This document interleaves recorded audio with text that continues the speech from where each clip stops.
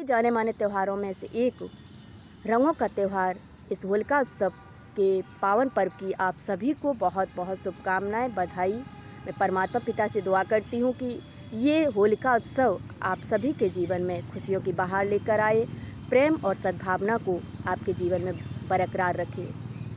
जैसा कि हम सभी जानते हैं कि हमारे देश में होली का जो उत्सव है वो 2 रस्मों के साथ मनाया जाता है, जिसमें पहले होली को जलाते हैं और उसके बाद मनाते हैं और रंगों से खेलते हैं, आपस में एक दूसरे के गले लगते हैं, यानी कि प्रेम और सद्भाव ये हमें संदेश लेकर के आता है ये होली पर्व।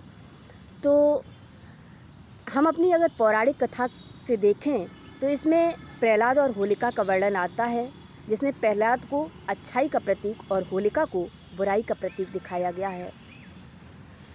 जिसमें दिखाया गया है कि जब प्रहलाद पूरी तरह से समर्पण भाव से परमात्मा के प्रति समर्पित हो गए, तब बुराई यानी कि होलिका ने उनको दहन करने की कोशिश की, उनको जलाने की कोशिश की, यानी कि बुराई ने अच्छाई को जलाने की कोशिश की। अब कितना भी प्रयास कर लिया जाए, लेकिन अच्छाई को जलाने में हमेशा बुराई ही जलती है, अच्छाई अच्छाई बनकर ही उभरती है। ये संदेश देती है ये होलिका पर्व की सुहानी सी कहानी। होलिका जो कि बुराई की तरफ व्यक्ति जब जाता है तो अच्छाई भी उसके समक्ष आती है। एक तरफ अच्छाई होती है, एक तरफ बुराई होती है। जब बुराई अच्छाई पर हावी होती है तो अच्छाई बुराई को राख कर देती है। ये संदेश देती है ये होली। तो सबसे पहले तो हम ये जानें कि होली का अर्थ क्या है। होली को हम 3 तरह से देखते हैं। पहले होली माना पवित्र, अपने जीवन को पवित्र बनाएं, ये होली संदेश देती है। फिर दूसरा होली माना होली किसके? परमात्मा के, यानी कि प्रहलाद जब समर्पण भाव से परमात्मा का हो गया तब बुराई ने उसको जलाने की कोशिश की। तो जो व्यक्ति परमात्मा का हो जाता है फिर बुराई कितना भी उसके ऊपर हावी हो उसका कुछ बिगाड़ नहीं सकती है। फिर तीसरा होली माना जो हो गया सो हो गया, जो बीत गया सो बीत गया।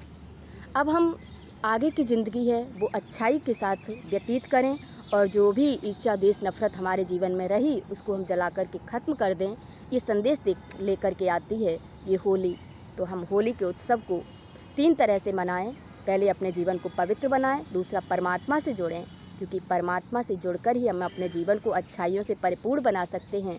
और जब हमारा जीवन अच्छाइयों से परिपूर्ण हो जाएगा तो जो भी हमारे जीवन में पिछला जो भी बीता है, अच्छा या बुरा, उसको भूल करके अच्छाइयाँ अपने जीवन में उजागर करके आगे का जीवन प्रेम, शांति और खुशियों के साथ व्यतीत करें और एक दूसरे को खुशियाँ बाँटें। क्योंकि आप देखते हैं कि होलिका को जलाने के बाद लोग एक दूसरे के गले मिलते हैं, यानी कि जब हम बुराई को जला देते हैं, ईर्ष्या द्वेष नफ़रत इन सब बुराइयों को ख़त्म कर देते हैं, तो सीधी सी बात है कि हमारे जीवन में प्रेम का आना तय है। प्रेम, सद्भाव, प्यार, ईर्ष्या द्वेष नफ़रत से दूर एक खुशियों भरी ज़िंदगी का आना तय है। और इसीलिए आपने देखा होगा कि सभी एक दूसरे के गले मिलते हैं, यानी कि हम सभी एक दूसरे को खुशियाँ बाँटें, प्रेम से रहें, प्रेम से जीवन जीना सीखें और तभी हम सच्ची होली मना पाएंगे। इसलिए अगर आप वाकई में सच्ची होली मनाते हैं तो रंगों के साथ साथ अपनी बुराइयों को जला करके और प्रेम और सद्भाव जीवन युक्त बनाएं और इस होली को मनाएं। इसी के साथ ही आपको इस होली का पर्व की बहुत बहुत शुभकामनाएं, बहुत बहुत बधाई। धन्यवाद।